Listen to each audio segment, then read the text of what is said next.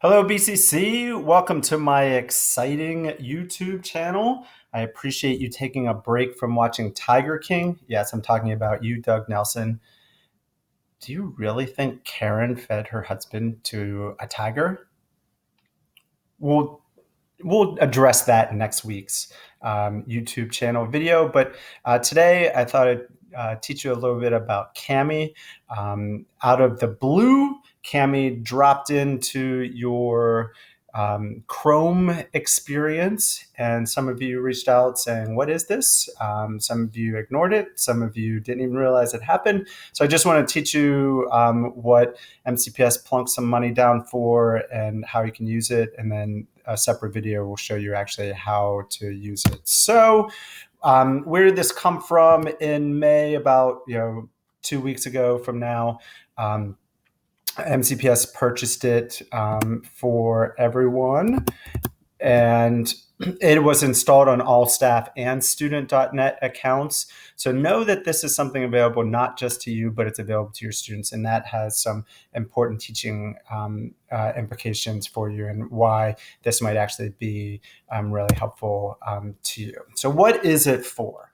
Well, at the very, very basic level, it will allow you to edit PDFs. And I think that's the main reason why MCPS went out and purchased this and added it to all of our accounts, was that they realized that so much of their curriculum, especially at the elementary level, I've seen it with my own third and fourth grader, that they were pushing out all this content that had PDFs, and that required kids to print off a PDF, handwrite it, and then take pictures and hold the pictures up to the screen and then submit that way.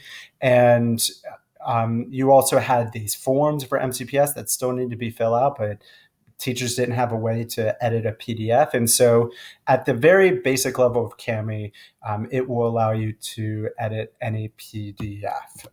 But the more exciting part of it is the fact that it can make a PDF interactive. The things that you can add to it are obviously text, so you can type on it.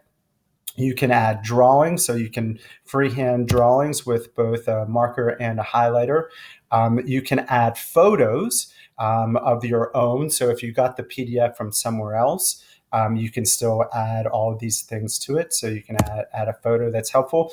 You can add a video that you have found somewhere else, or that you record. So in addition to things that you can record, you can have both a screenshot or a screencast.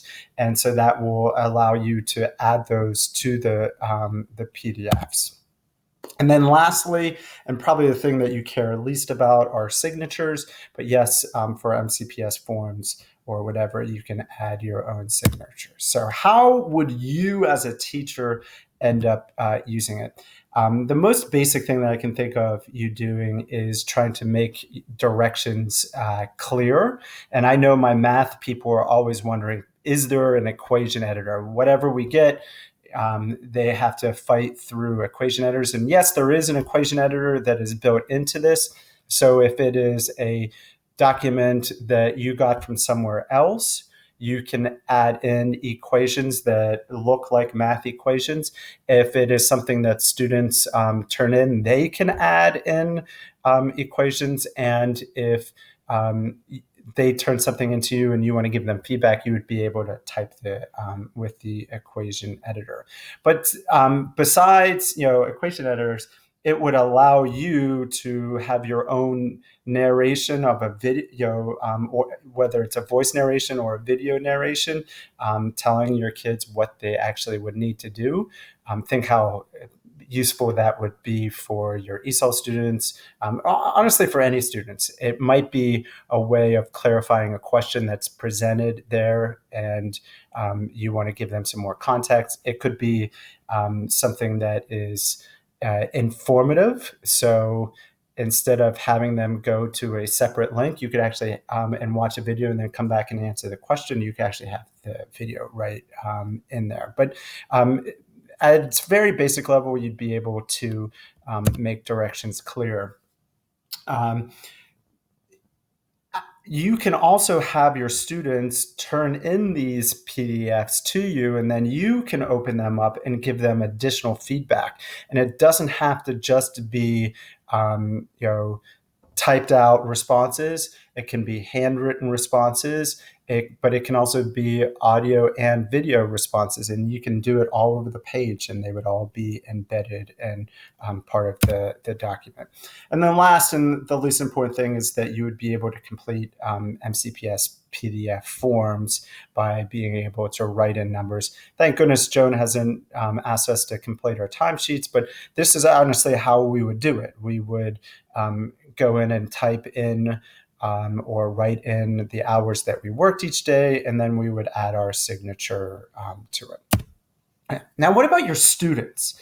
And this is hopefully where I hope you take Cami as well. But if you give them a PDF assignment, whether it is a Google Doc or a Word doc that you save as a PDF and upload, they would still be able to edit it themselves and complete the homework for it. They can add in pictures. They can add in video. They can add in their own voice. Let's say they have the type of disability where it's difficult for them to type, but it would be much faster for them to just say what their answer is. It would record their voice and embed it within their PDF submission. So that's pretty awesome.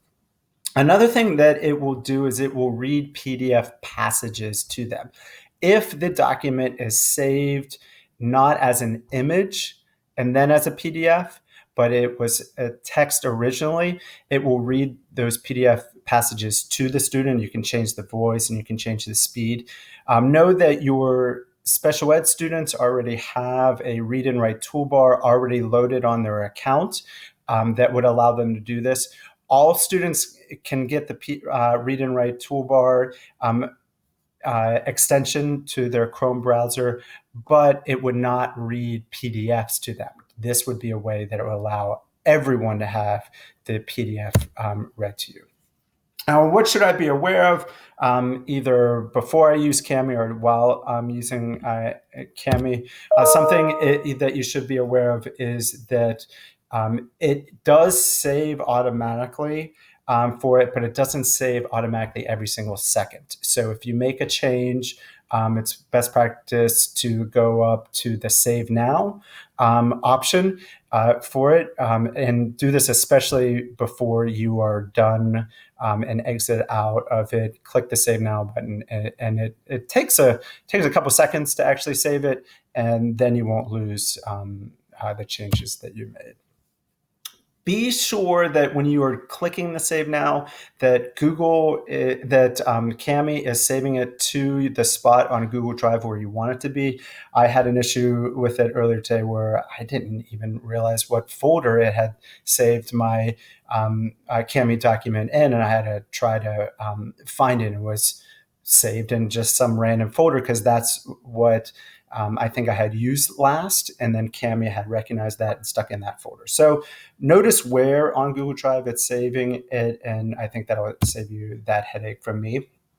And then know that these PDF documents can be opened and edited two different ways, and you just have to do one or the other. One is that if somebody sends you the PDF document, whether it's through Google Classroom, My MCPS Classroom, through an email, when it opens up in the PDF viewer, at the top it'll have Open With, and then you can choose from the drop-down menu, and you'll choose Open with Cami.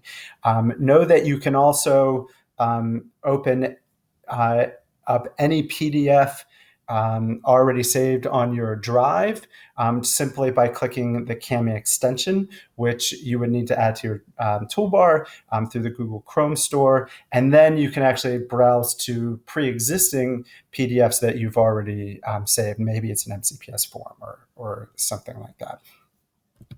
So that is basically everything that you should know about Cami before you go and use it. I'm going to create a separate video on actually showing you how to use it. So if you've been wondering what this is, hopefully you've answered that question. If you want to learn how to actually do it, watch the next video, or otherwise just go back to watching tag.